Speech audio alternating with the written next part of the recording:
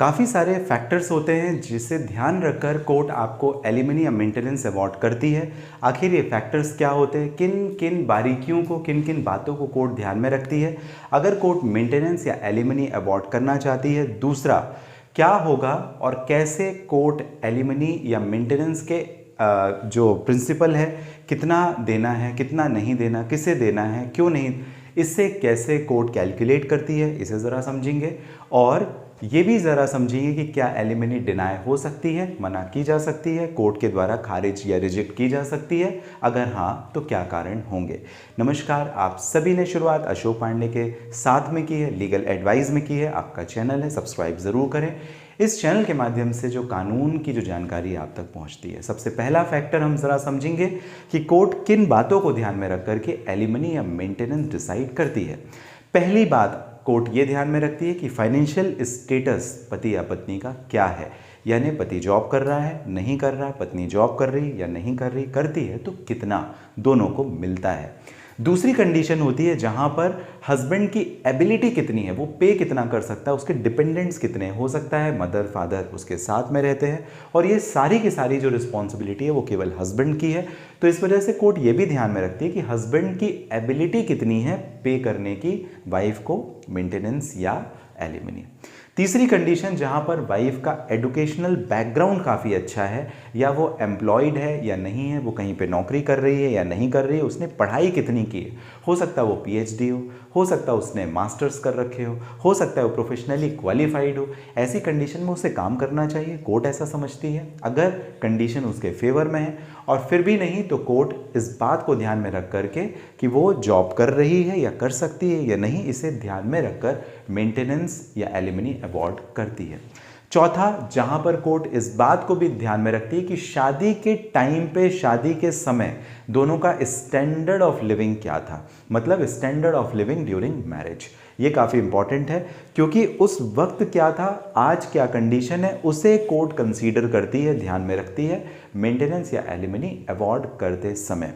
एक और महत्वपूर्ण बात जो कि है ड्यूरेशन ऑफ मैरिज। कई बार ऐसा होता है कि आपने बस शादी की, 1 महीने 2 महीने हुए, आप अलग रहना शुरू कर देते हैं, मेंटेनेंस का एप्लीकेशन लगाते हैं। ऐसी कंडीशन में कोर्ट आपके ड्यूरेशन ऑफ मैरिज को भी ध्यान में रखती है, आप कितने दिन, कितने समय रुके और क्या रीज़न है आपके अलग होने का।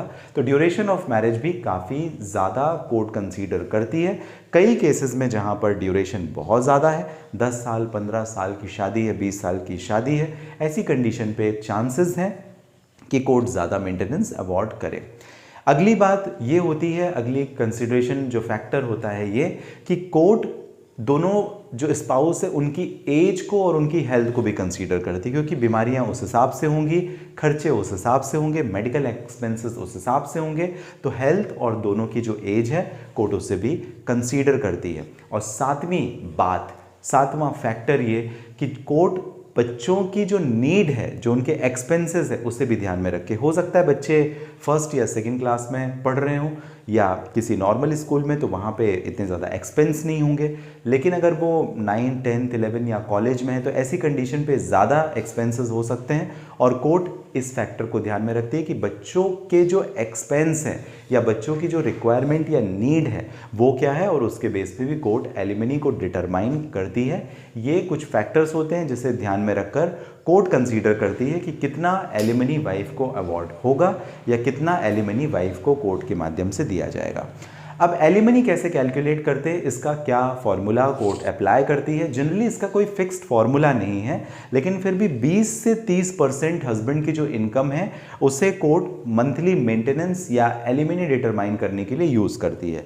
जैसे लमसम, अगर फॉर एग्जांपल आपकी प्रॉपर्टी है या आपके एसेट्स है, यानी हस्बैंड की मैं बात कर रहा हूँ, तो 1/3 या 1/5 हस्बैंड के एसेट्स को कोर्ट कंसीडर कर सकती है और वाइफ को एलिमनी दे सकती है। लेकिन एलिमनी या मेंटेनेंस अवार्ड करने के लिए कोर्ट उसी फॉर्मूले को, जो इसके पहले मैंने 7-8 फैक्टर आपको बताए, उस फैक्टर को ध्यान में रखती है। एक एग्जांपल के तौर पे समझते हैं। मान लीजिए हस्बैंड की जो मंथली सैलरी है वो 1 लाख रुपए है और वाइफ अनएम्प्लॉयड है, काम नहीं करती किसी कारण से या कुछ और भी रीज़न हो सकते हैं। अगर मान लीजिए वाइफ काम नहीं करती, हस्बैंड 1 लाख रुपए महीने कमा रहा है, ऐसी कंडीशन में कोर्ट 20 से 25,000 या मैक्सिमम अगर बच्चे भी हैं तो 30,000 रुपये पर मंथ मेंटेनेंस अवार्ड कर सकती है। तो ये एक मैंने आपको फॉर्मूला बताया कि किस तरीके से कोर्ट किन फैक्टर्स को ध्यान में रखती है, और 1/3 या 1/5 आपके एसेट्स को कंक्लूड करके या सैलरी को कंक्लूड करके कोर्ट एलिमनी या मेंटेनेंस आपको अवार्ड करती है।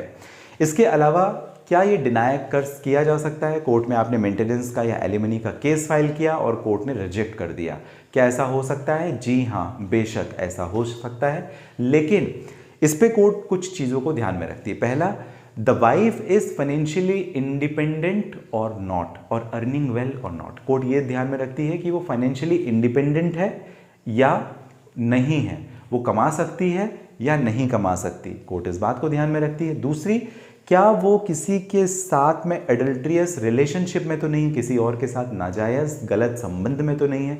अगर है तो इसका बेनिफिट वाइफ को नहीं मिलेगा, उसका मेंटेनेंस या एलिमनी कोर्ट रिजेक्ट कर सकती है, लेकिन उसे प्रूफ करना पड़ेगा। कौन प्रूफ करेगा? हस्बैंड। क्या एविडेंस लगेंगे, मैं आपको किसी दूसरे वीडियो में ज़रूर बात करूंगा। और तीसरी कंडीशन जहां पर हो सकता है कि हस्बैंड किसी फाइनेंशियल हार्डशिप में हो, किसी फाइनेंशियल परेशानी में हो, ऐसी कंडीशन जहां पे वो बिज़नेस ऑपरेट कर रहा था लेकिन फिर थोड़े समय के बाद वो बिज़नेस पूरी तरह से बर्बाद हो गया, ख़त्म हो गया, अब क्या करें, कोई रास्ता नहीं। ऐसी कंडीशन में court financial hardship of husband को भी ध्यान में रखती है, तो एलिमनी को भी डिनाई कर सकती है। कोर्ट का डिस्क्रिशनरी पावर है। आपको ये वीडियो कैसा लगा मुझे ज़रूर कमेंट बॉक्स में मेंशन कीजिए। आपके कोई प्रश्न है कमेंट बॉक्स में मेंशन कर सकते हैं, मैं आपके प्रश्नों के जवाब देने की कोशिश करूंगा। साथ ही साथ अगर डायरेक्टली किसी परेशानी के लिए आप मुझे करना चाहते हैं बात, हमारे डिस्प्ले हुए नंबर पर बात करके आप अपॉइंटमेंट बुक कर सकते हैं, मुझसे डायरेक्टली हो जाएगी बात। और अगर आपको और डिटेल में इन सारे टॉपिक्स जो मैंने वीडियो के थ्रू बताए, आप हमारी वेबसाइट legalsathi.com विजिट कर सकते हैं, जहां पर आपको आपके प्रश्न बेहतर तरीके से मिल जाएंगे। हमने सिक्वेंशनली आपकी भाषा में, आपकी लैंग्वेज में, आप किसी भी लैंग्वेज को, इंडियन लैंग्वेज को बिलोंग करते हैं, आप अपनी लैंग्वेज में पढ़ सकते हैं और वीडियोस में भी आपको क्वेरी का रिप्लाई या रिस्पॉन्स मिल जाएगा। लीगल साथी वेबसाइट आप ज़रूर विजिट कर सकते हैं। आपके साथ बात करना हमेशा अच्छा लगता है। अगले किसी वीडियो में हम मिलेंगे, मुलाकात हमारी होगी। तब तक के लिए आप सभी का विशेष तौर पे धन्यवाद।